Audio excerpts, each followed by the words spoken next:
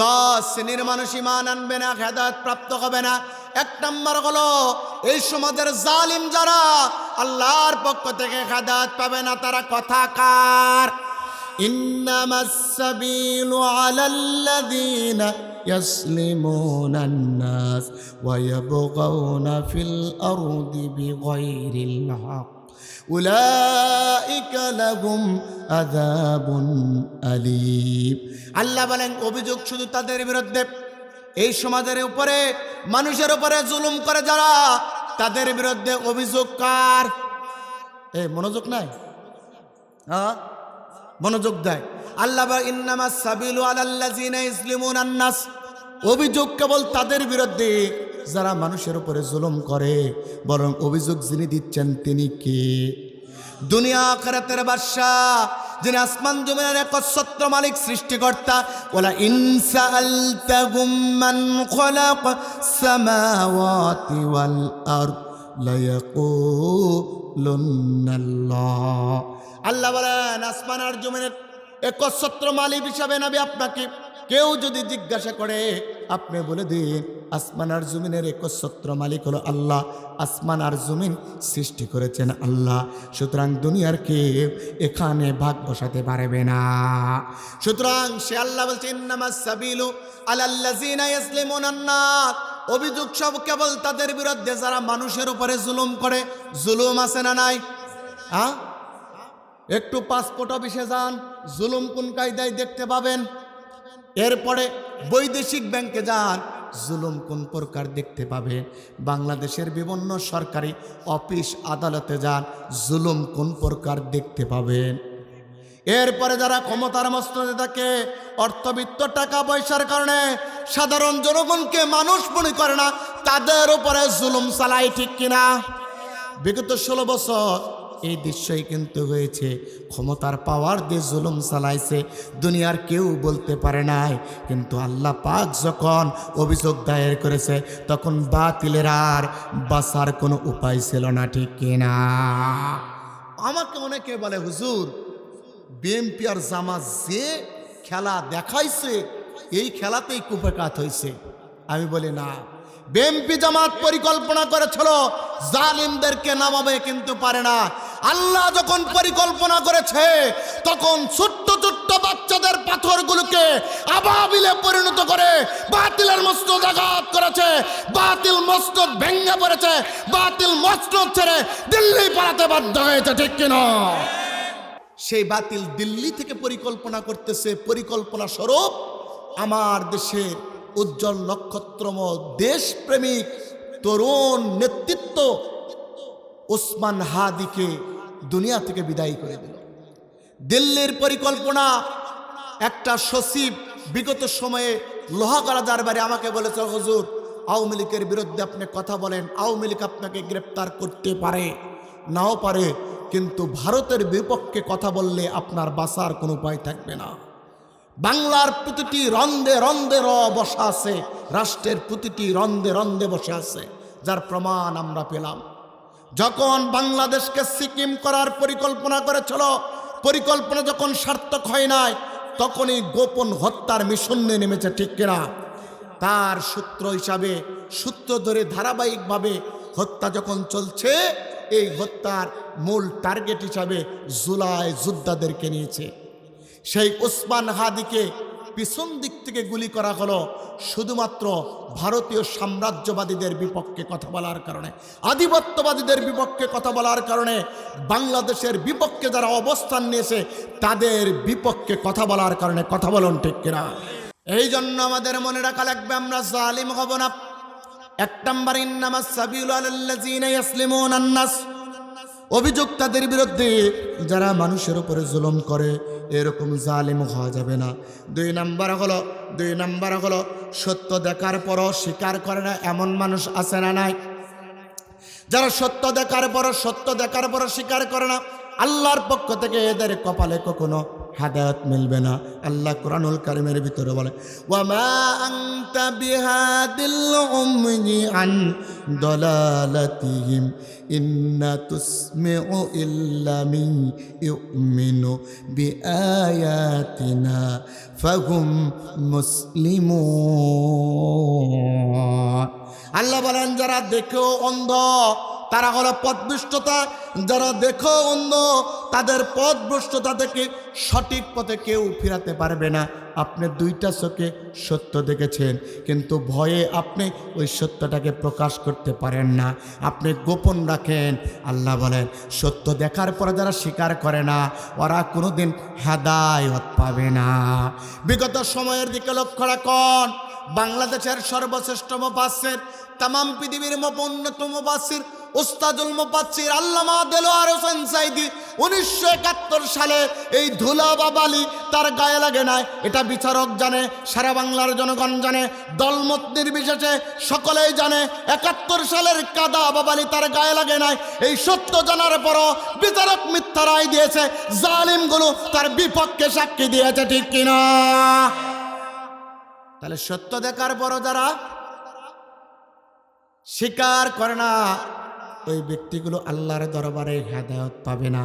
অথচ নবী বলছেন, শোনো, ইন্নাস সিদকা ইয়াহদি ইলাল বির ওয়া ইন্নাল বিররা ইয়াহদি ইলাল জান্নাহ। সত্য মানুষদেরকে পুণ্যের পথ দেখায়, পুণ্য মানুষদেরকে জান্নাতে নিয়ে যায়। ওয়া ইন্নাল কাযিবা ইয়াহদি ইলাল ফুজুর ওয়া ইন্নাল ফুজুরা ইয়াহদি ইলান নার। মিথ্যা মানুষদেরকে অসতের পথ দেখায়, অসতের পথ মানুষদেরকে জাহান্নামের দিকে নিয়ে যায়। সুতরাং এই জন্য যারা সত্য দেখবেন, সত্য স্বীকার করবেন, সত্যের পথে থাকবেন, তাদেরকে জান্নাত যিনি দিবেন তিনি কে? আল্লাহ কোরআনুল কারীমের ভিতরে বলেন, ইয়া আইয়ুহাল্লাযীনা আমানুত্তাকুল্লাহা ওয়া কুলু কওলান সাদীদা। আল্লাহ বলে, ওহে তোমরা যারা ঈমান আনয়ন করেছ, তোমাদের কলিজার ভিতরে আল্লাহর ভয়, তোমরা শুনে রাখো, ওয়া কুলু কওলান সাদীদা, সদা সত্য কথা বলবা। সদা সত্য কথা বলা লাগবে। কথা কার? সত্য কথা আপনি বলেন না। আপনি নামাজ পড়েন, হজ করেন, যাকাত দেন, আপনার নামাজ, রোজা, হজ, যাকাত আল্লাহর দরবারে কবুল হবে না। মা তুকিব্বিলা মিনহু, আল্লাহ পাক এগুলো মুখের উপরে ফেলে দিবে। এই জন্য সত্য কথা বললেই কেবল ঈমান থাকবে, ঈমান থাকলে জান্নাতি হওয়া যাবে। সুতরাং ঈমান যদি থাকতে চায় সত্য কথা বলা লাগবে, সত্য পথে চলা লাগবে।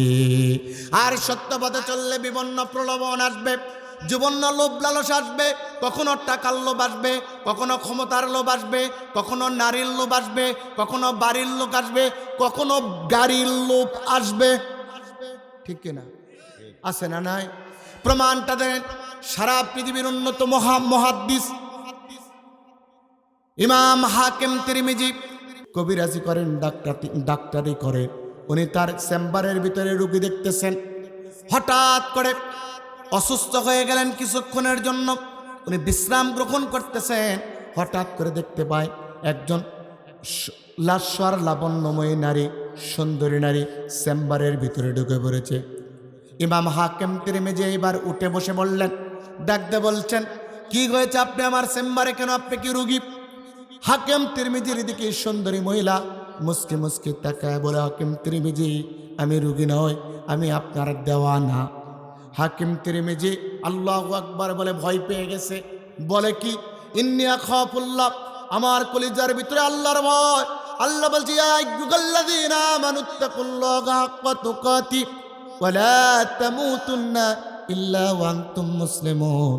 ও ঈমানদারগণ শোনো, যারা আল্লাহকে ভয় করো তাদেরকে বলছি, ততক্ষণ পর্যন্ত মৃত্যুবরণ করো না যতক্ষণ পর্যন্ত তোমরা প্রকৃত মুসলমান না হবা। সুতরাং আমি মুসলমান, আমি জিনা করতে পারি না, অথচ মেয়েটা আমাকে বলছে আমার নাকি আশিকি। এটা তো ভালো লক্ষণ নয়।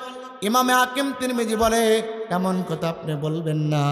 মেয়েটা ডাকতে বলে, হাকিম তিরমিজি, তোমার সৌন্দর্যতা আমাকে মুগ্ধ করেছে, আমি আমার দেহটা তোমার কাছে বিলায় দিচ্ছি, তুমি যা ইচ্ছা চাইলে তা করতে পারো, তুমি না করলেও আজকে তোমার সাথে সেটা জোর করে করানো হবে।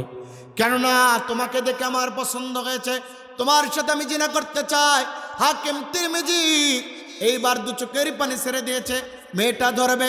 হাকিম তিরমিজি বলছে একটু দাঁড়াও, সম্মতি দেখাচ্ছে, করতে রাজি আছি। একটু ভাবে চিন্তা করতেছে কোন কায়দায় এখান থেকে বের হওয়া যায়।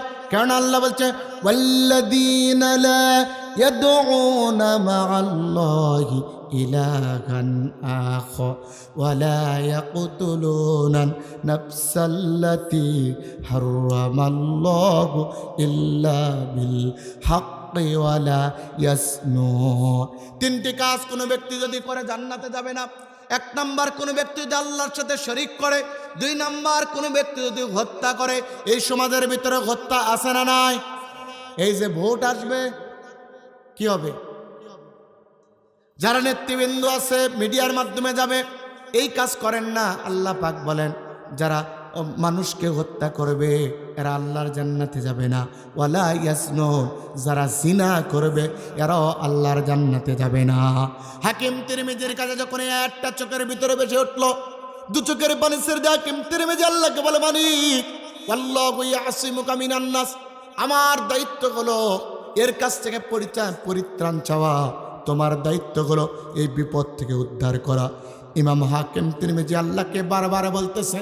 এই কথা বলতে বলতে হঠাৎ দেখা গেল হাকিম তিরমিজি কাঁদতে কাঁদতে জমিনের উপরে পড়ে গেল, বেহুশ হয়ে গেল।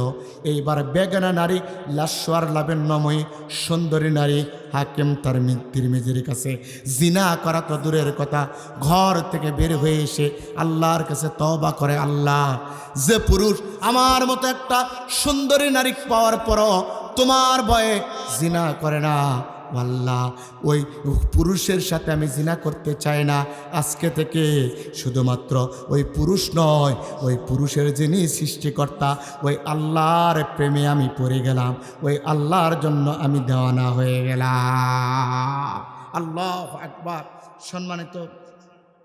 সম্মানিত ভাইরা, অল্প সময় আর সম্মানিত ভাইরা, তাহলে আমরা যেহেতু অনেক গভীর রাতে তুলেছেন, কষ্ট আপনার হবে, আমারও কণ্ঠ ভেঙে যাচ্ছে। কারণ 12টার পর কথা হয় না। আমি প্রত্যেক মাহফিলে 9:30টার ভিতরেই উঠি, এরপরে দেখা যায় 11টা, সর্বোচ্চ 11:30টার ভিতরে আলোচনা শেষ। তখন ঠিক থাকে শরীর সহ। ঘুম থেকে উঠে আসা কাঁচা শরীর দিয়ে চিল্লাতে দিলে কি হবে? খবর আছে না নাই?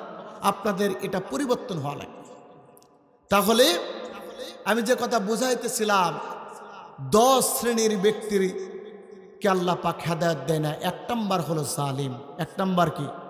2 নাম্বার সত্য দেখার পর যারা স্বীকার করে। 3 নাম্বার হলো যাদেরকে আল্লাহ সম্পদ দিয়েছে, সম্পদ দেওয়ার পর আল্লাহর রাস্তায় ব্যয় করে না। এইরকম মানুষ আছে না নাই? আল্লাহ পাক বলেন লান তানালুল বিররা হাত্তা তুনফিকু মিম্মা তুহিব্বুন ওয়া মা তুনফিকু মিন শাইইন ফাইন্নাল্লাহা বিহি আলিম। আল্লাহ বলেন ততক্ষণ পর্যন্ত তোমরা সফল কাম হতে পারবে না যতক্ষণ পর্যন্ত তোমাকে যে সম্পদ দিয়েছিলাম ওই সম্পদ থেকে আমার রাস্তায় ব্যয় না করবা, ততক্ষণ পর্যন্ত তোমরা সফল হতে পারবে না। নিজের আমি যে সম্পদ দিয়েছি ওই সম্পদ থেকে আল্লাহর রাস্তায় ব্যয় করবে যারা, আল্লাহর দরবারে সফল কাম হিসাবে উঠবে তারা। সুতরাং আল্লাহ আপনাকে যে সম্পদ দিয়েছে ওই সম্পদ ব্যয় করা লাগবে কার কাছে? আরো জোরে বলুন, কার কাছে? আল্লাহ ডাক দিচ্ছে ইন্নাল্লাহা আশতারা মিনাল মুমিনিনা আনফুসাহুম ওয়া আমওয়ালাহুম বিআন্না লাহুমুল জান্নাহ। আমি রব্বুল ইজ্জত ওয়াল জালাল ইমানদারদের কাছ থেকে 2টা জিনিস কিনতে চাই। একটা হলো জান, আরেকটা হলো মাল।